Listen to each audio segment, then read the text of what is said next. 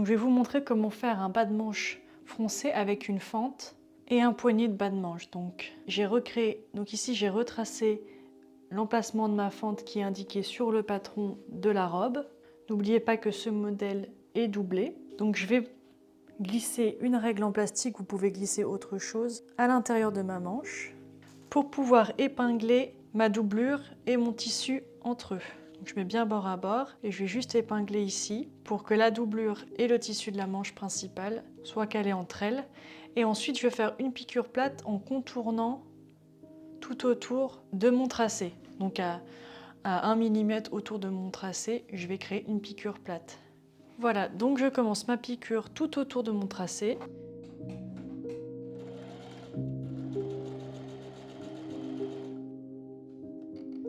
Ici, je vais venir en pointe et je vais venir 2-3 mm en décalage avec ma première piqûre.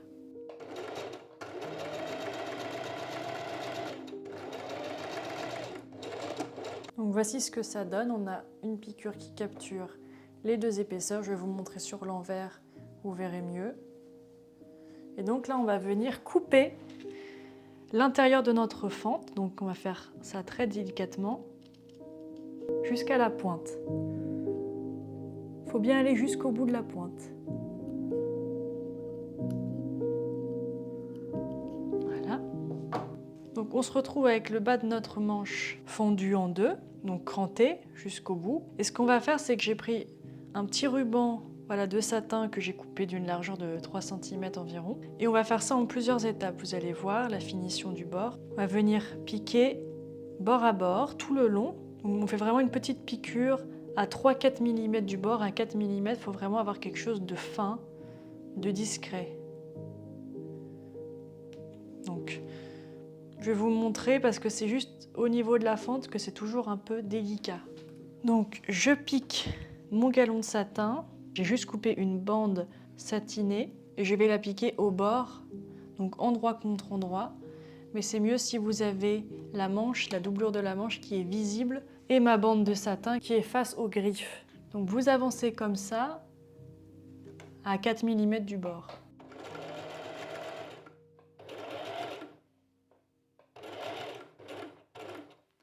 Lorsque vous arrivez au niveau du haut de la fente, vous allez légèrement décaler vers l'intérieur pour qu'il y ait toujours un peu de ruban qui dépasse sur le côté, mais que la pointe ici soit toujours à 5 mm du bord du ruban.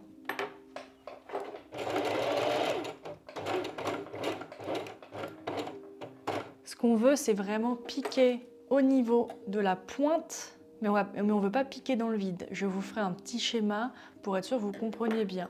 Ensuite, lorsqu'on arrive au niveau du haut de la pointe, on laisse bien notre aiguille plantée dans le tissu, on relève notre pied presseur et on va venir ici pivoter les épaisseurs et on continue à avancer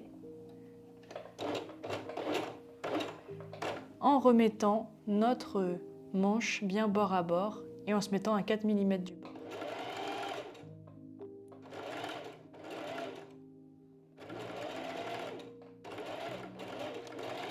Je laisse volontairement un peu dépasser du ruban, ça sera plus facile pour moi. C'est pas un ruban, hein, je dis que c'est un ruban, mais c'est juste une bande de tissu. Ensuite, ce que vous allez faire, c'est qu'on va faire une deuxième piqûre nervure. En fait, ça se fait en 3 piqûres. Donc là, on va venir replier notre ruban vers l'intérieur, comme ça. Ça nous fait un petit rondin. Et on va venir piquer dans le sillon ici. Donc c'est vraiment le ruban qui tourne autour du bord de la manche. Hein. Et j'avance ici dans le creux de la couture, de la première couture que j'ai faite. Donc n'hésitez pas à toujours bien replacer votre ruban pour que ça soit fin, plus c'est joli. Évidemment, je vous invite à vous exercer, à faire un essai avant de faire sur le tissu final, car c'est pas une finition, c'est une finition qui est un peu plus délicate que d'habitude. Là, mon ruban il se positionne mal, donc je vais juste soulever mon pied presseur à l'aide d'un ciseau pour bien mettre mon ruban.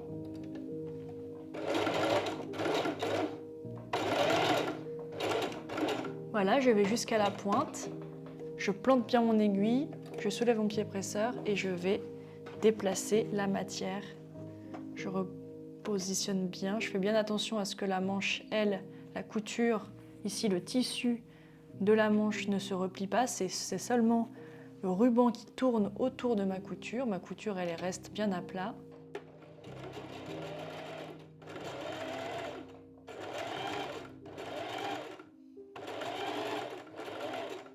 Donc voici ce que ça donne. Et avant de faire la troisième piqûre, on va venir couper ici le surplus de matière. Donc vraiment au ras. Vous faites bien attention à ne pas couper votre manche.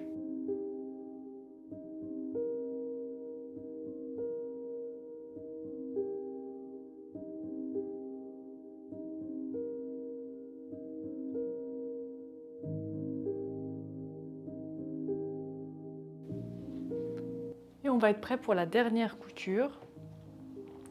On va venir rabattre une dernière fois.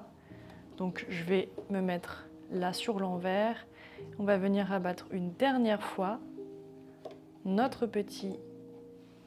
bord. Pour faire une piqûre, vous faites une piqûre au milieu du ruban. Avec un bon point d'arrêt avant de commencer.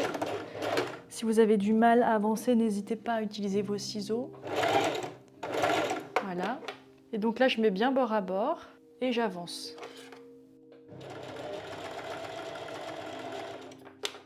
Lorsque vous arrivez ici au niveau toujours du sommet de la fente, essayez d'aller vraiment le plus près possible du bord. Puis je soulève et je vais toujours faire ce balancier avec les épaisseurs.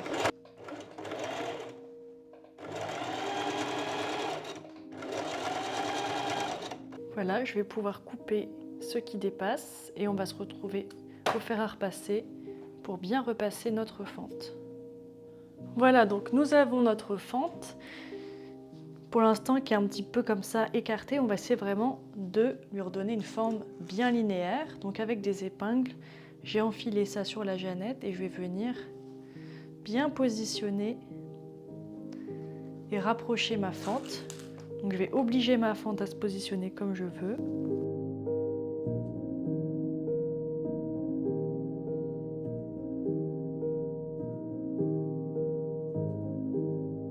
Voilà, et je vais venir avec mon fer mettre de la vapeur pour obliger cette forme, la forme de ma fente à reprendre un aspect comme ça bien droit.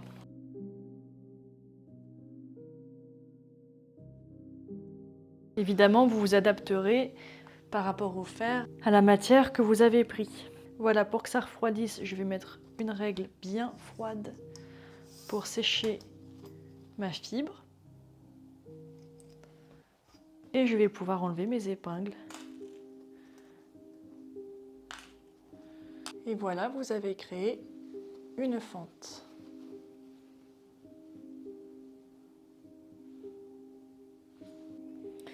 Voilà, donc maintenant on va froncer le bas de la manche. Donc pour ça, j'ai passé 2 fils évidemment à la machine. J'ai piqué 2 coutures, voilà, 2 piqûres plates à la machine à 1 cm du bord et à 5 mm de ma première couture. Donc du bord de la fente jusqu'au bord de l'autre fente. Arrêtez-vous avant le surplus ici d'épaisseur, sinon vous n'allez pas réussir à tirer vos fils. Donc vous tirez vos fils pour créer des fronces.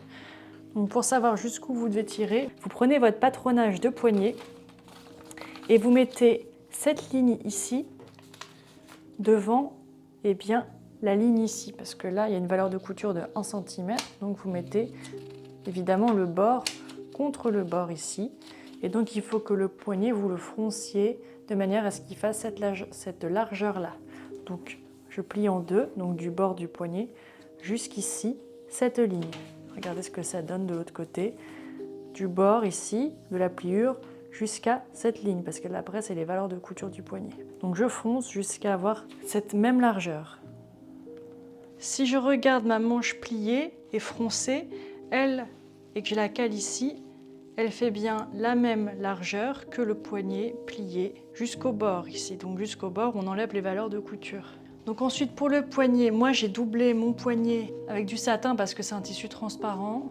Évidemment, je vous invite à thermocoller vos poignets. C'est juste que moi, j'ai pas de thermocollant avec moi, donc je ne l'ai pas thermocollé, mais c'est pas bien. Il faut thermocoller votre poignet pour qu'il ait une bonne tenue. Donc ici, je déplie mon poignet. Donc ici, j'ai mon poignet.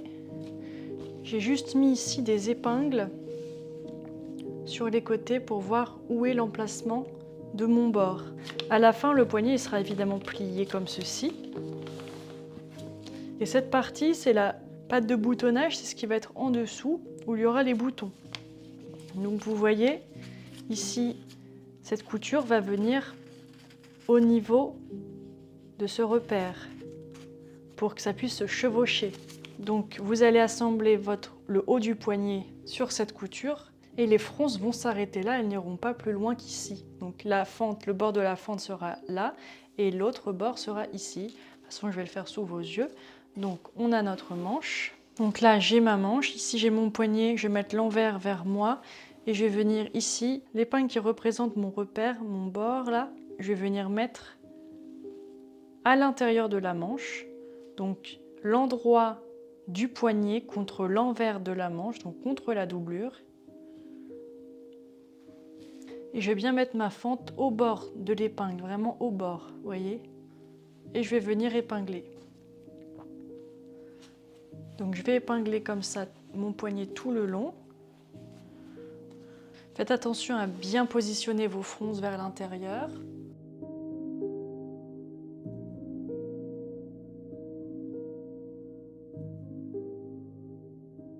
Et ici, sur l'autre extrémité, vous allez vous mettre à 1 cm du bord. Vous n'allez pas vous mettre bord à bord, vous allez vraiment laisser 1 cm de marge pour la valeur de couture.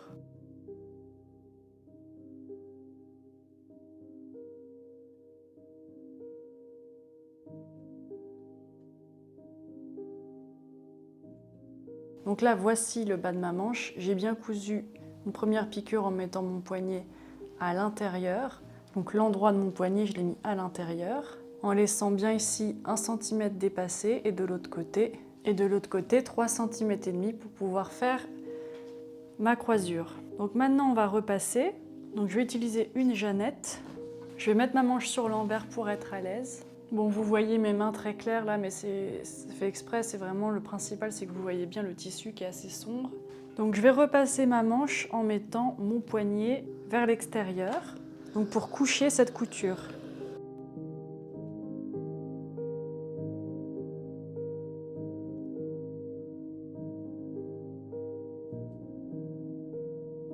Évidemment, vous ne cassez pas vos fronces, vous ne repassez pas sur vos fronces pour ne pas les casser. Faites attention à ne pas déformer votre poignet.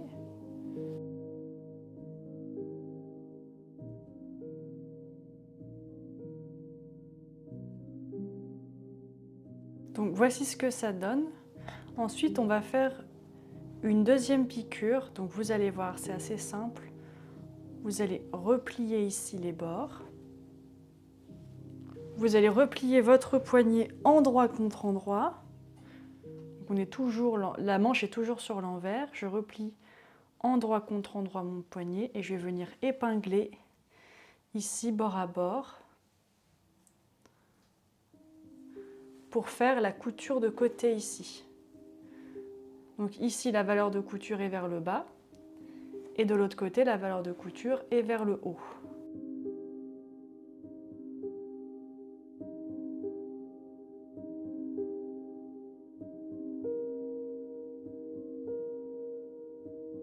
Et pour l'autre côté, ça va être pratiquement la même chose. On va bien mettre nos bords entre eux. Cette fois-ci, on va relever le deuxième bord, celui qui avait été plié, pour bien faire l'angle sous la machine.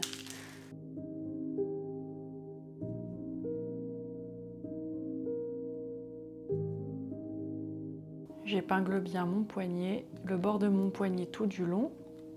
Et ici, la fente, on va venir la rentrer légèrement dans notre poignet pour pouvoir fermer cette partie-là et capturer un petit peu de la fente.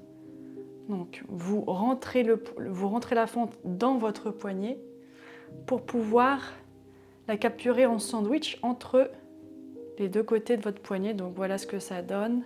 Voilà ce que ça donne. Vous ne pouvez pas évidemment fermer l'entièreté, mais vous pouvez capturer. Donc, ici, je vais aller tout droit et de l'autre côté, je vais piquer au bord, puis je vais faire un angle en capturant un peu de ma fente que j'ai rentrée à l'intérieur du poignet pour capturer et prendre le début de ma fente en sandwich. Donc nous voilà de retour avec notre fameux poignet. Là on est toujours sur l'envers, on a cousu les côtés du poignet en rabattant endroit contre endroit. Donc ici je suis allée tout droit. Cette valeur de couture là elle est pliée et l'autre va tout droit, mais bon c'est pas très important, même si elle est pliée c'est pas très grave. Et l'autre valeur de couture où on a fait un angle et où on est venu capturer un petit peu de la fente. Je vais retourner pour que vous compreniez bien ce qu'on a fait. Donc voici ce que ça donne si je remets ma manche sur l'endroit. Donc le bord est fini, on n'a plus qu'à faire notre dernière piqûre pour rabattre notre poignet. Et donc ici vous voyez j'ai capturé un peu de ma fente. Donc je vais venir avec des épingles tout simplement rabattre mon poignet en repliant 1 cm au bord pour venir cacher ma première couture.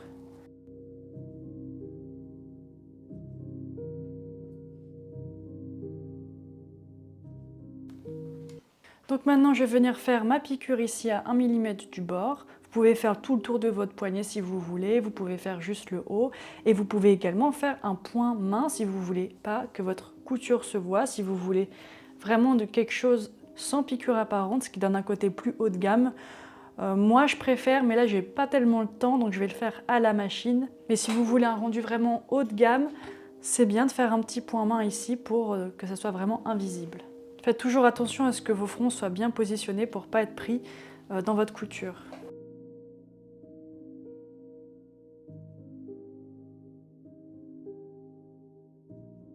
Et voilà, vous avez fini votre poignet, il ne vous restera plus qu'à faire un bon repassage final et à créer ici donc 2 boutonnières ou une boutonnière selon votre préférence et un joli bouton pour venir fermer votre poignet. Vous pouvez aussi très bien mettre des boutons pression si vous n'avez pas envie de mettre des boutons apparents. Vous pouvez tout simplement venir mettre des boutons pression.